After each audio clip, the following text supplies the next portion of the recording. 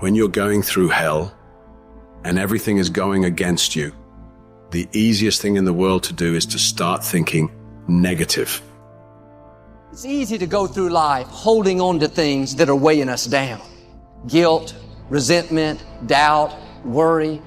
The problem is when we allow these things in, they're taking up space for the good things that should be there. Imagine your life is like a container. You were created to be filled with joy, peace, confidence, creativity. But if you allow worry in, it pushes out the peace. There's not space for both. You can't go above 100%. You have a limited amount of room. If you allow guilt to take up space, that's space that you don't have for the confidence you need. Most people will let their present physical results control their way of thinking. They're emotionally involved in it. They think it's an accident that the same results keep reoccurring. That's no accident. If you've got a financial problem, if you've got a cash flow problem, if you've got a marital problem, that's what most people concentrate on. If a doctor takes a photograph of your body and then tells you you're sick and shows you you're sick, what's the person concentrate on? Sickness. What's the photograph prove? The photograph proves that the person has been concentrating on something wrong to move their body into that vibration. What should they do? They should ask for help. Where does it come from? There's only one source, and they see perfect health, or they see prosperity. But the cynics don't believe this. And it's a strange thing, the cynics don't get results either. Quit letting your present results control your thinking. Don't let life change your name. Don't let it change your name. Don't you be nasty just because they're nasty. Don't you be hateful just because they're hateful. Don't you be vengeful just because they're vengeful. Don't lose yourself in your situation. Don't let your situation eat up yourself. You got to get grounded. You got to train your mind to serve you. Meditation is one of the ways in which you can do that. Reading is one of the ways that you can do that. Listening to music is one of the ways that you can do that. Exercise is one of the ways in which you can do that. Things that you can do to still your mind, to clear your thoughts so you can think. Change the way you see yourself and begin to tend to the personal details. If you trust yourself, if you believe and don't doubt in everything in you, you can do it. You can do it. When you say a situation, a person is hopeless, you're slamming the door in the face of God. There's no guarantee that because somebody is now down on their luck, they can never come back. Who can guarantee that you can't make, that you can't have your dream? All we need to do is we look at our dreams. As we get ready to hit the floor, I'm blessed and highly favored. Don't let circumstances turn you around. Don't let hard times turn you around. Whatever you're experiencing, you know that this too shall pass. That you have the ability to make it happen. Why? You got a sense of entitlement. I deserve this, and whatever I have to do, I'm willing to step up and to face life and grab it in a collar and say, give it up, because it's mine.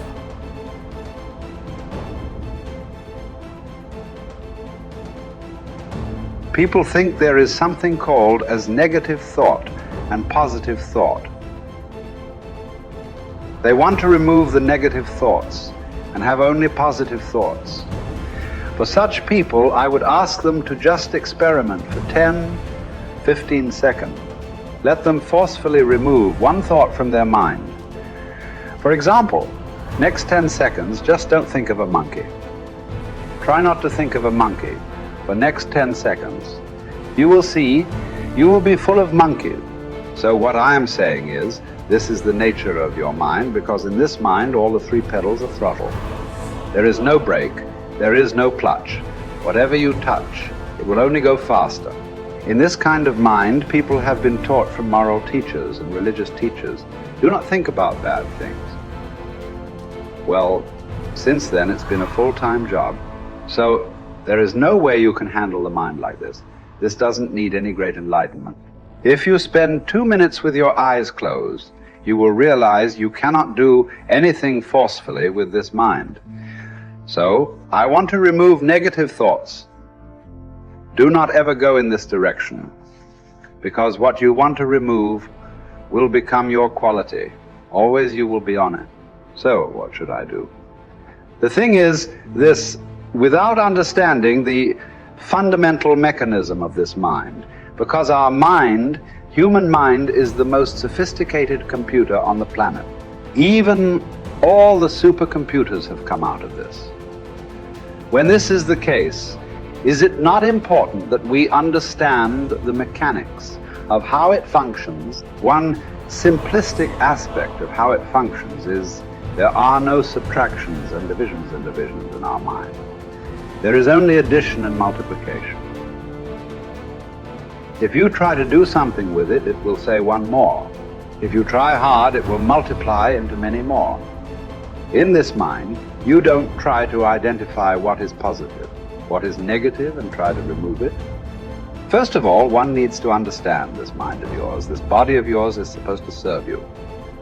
The life that you are is important. Body and mind are vehicles that must serve us. If you sit in a vehicle, it must go where you want to go. If it goes to its own destination, what is the point of such a vehicle? It's just a nuisance. Right now, most human beings are unfortunately experiencing this fantastic possibility of human mind as a nuisance, as a troublesome thing. Well, this is the most beautiful thing you have. There is something called as you which exists. This is not a composite of all your thoughts and emotions and physiological processes. Beyond that, there is you. If you close your eyes, even if you cannot see anything, you're still there. It is through the window of your eyes that you are looking out. But if you close your eyes, it doesn't mean that you don't exist. You still exist. So beyond your thought, you still exist. Beyond your emotion, you still exist. So that you, the life that you are, this has to come into your experience. Why is it that you're not allowing that to come into your experience, which is the most significant aspect of who you are? Who you are right now, the most significant aspect is you and me are alive right now. This is it. What I'm thinking, what you're thinking is not the important thing. We are alive right now. That is the important thing. So it is important that you focus on this fundamental sense of aliveness within you. And then you will see there is a natural distance between you and your thought process. Once there is a distance between your psychological process and your physiological process, this is the end of suffering. Because there are only two kinds of suffering that human beings go through: physical suffering and mental suffering. Once you create a little space between you and your mind, between you and your body, this is the end of suffering. This is something every human being has to experience and know, otherwise thinking, I will just remove negative thoughts and I will have positive thoughts. All the best, it's not going to work. 100% it's not going to work, because nobody can remove it. They can avoid it for some time. So when negative thoughts come, you say whatever you want, but this is just avoiding, it's not gone. The moment you stop that, it will pop back with great force. Otherwise, it will come back in your dreams. So it's very important. First of all, you need to understand your anger, your resentment, your fear, your anxieties, the negativity that you generate. Generally resentment, anger, it is always directed towards somebody. But we need to understand this is poisons that we are drinking and expecting somebody else to die. Fortunately, life doesn't work like that. If I drink poison, I die. If I drink poison, you don't die. So we need to understand this. When I say poison, today you can have yourself chemically analyzed right now. What is your blood work? What it says, 5 minutes of intense anger. Check your blood work and see. There will be lots of negative elements in it. Literally, you're poisoning yourself. So do you want to poison yourself? Definitely not. Now the very question is coming from certain helplessness. What shall I do? Don't do anything. Just sit back and just concern yourself with something which is the life process. Maybe your heartbeat, maybe your breath, maybe just the sensation of being alive. Depending upon how sensitive or how perceptive you are, accordingly, find something. It could be a sensation in the body, it could be breath, it could be heartbeat, it could be anything, something which indicates life to you. Just pay attention to that for some time. Slowly, you will see there is a distinction between what is you and what you have gathered, which includes both your physiological and psychological possibility or mess, whatever you've made out of it. You're not bright enough. You waited too late. You should have started younger. Those are the kind of voices that we all live with. For me, our ministry was growing. We lived in a nice house we'd ever had. Driving a nice car, living from paycheck to paycheck, but making it. Every night, I lay down at night, I hear the voices. Those voices are the kind of voices that stop you from buying into your own life. Stop you from enjoying the good times and believing that they will last. The anxiety and the pressure and the strength that it took to get from where you were to where you are doesn't go away, so you don't really believe it's yours. You're driving it, but you don't really believe it's yours. And you're scared to relax and really rest in whatever it is or whoever it is. And the enemy always has some sort of tool or memory or situation that he uses to terrify you, even though the good times are here and the dream is there, the blessing is there, and the goodness is there.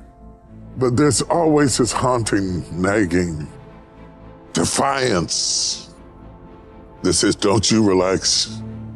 You're not worth it. You don't deserve it. And it's not going to last. Resting in what God has done is often more difficult than receiving what God has done. To rest in it, to believe that it will last, to believe that you will last, that love will last, that life will last, that good times will come, that things will be better. It's difficult because of the voices. And you are what you eat, and the voices are the food that feeds your faith or fear. You see those voices that say what you can't do, what you can't have, what you can't be, what's not gonna last, what's not gonna work, is how the enemy pulverizes the promises of God in your life. And it takes word to combat word. That's why when Jesus was in the wilderness and Satan was throwing word at him, he was throwing word back. And what we have to do is put word on word. I'm blessed. I'm blessed in the city. I'm blessed in the field. I'm blessed in my uprising. I'm blessed in my downsetting. I'll be blessed into my old age. I'll be blessed when I'm an old man. My grandchildren will be blessed. My body is blessed. My mind is blessed. My head is blessed. I got this. I can handle it. I can do it. Bring it on. Here it is.